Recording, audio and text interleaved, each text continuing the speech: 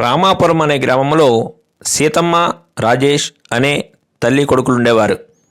రాజేష్ ప్రతిరోజు భోజనం చేసిన తర్వాత తన అన్నం పళ్ళెంలో కొంత అన్నం వదిలేసేవాడు. ఒకరోజు సీతమ్మ రాజేష్ను అన్నం వదిలేసినందుకు బాగా కోప్పడింది. ఆ అన్నం యొక్క విలువను రాజేష్కు తెలియజేయాలని ఊరి చివరిలోనున్న పొలాలలోనికి రాజేష్ను తీసుకుని వెళ్ళింది. అక్కడ ఎండలో కష్టపడి ఎద్దుల సాయంతో రైతు ఎలా పొలాన్ని దున్నుతున్నాడో వారికి చూపించి వివరించింది. నడుం వంచి పొలంలో నాట్లు వేస్తున్న వారిని చూపించింది.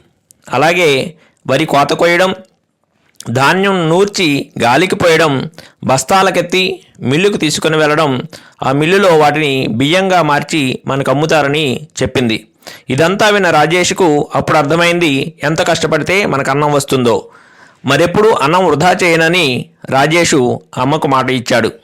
పిల్లలు, మీరు కూడా ఎప్పుడూ అన్నాన్ని వృధా చేయరు కదా.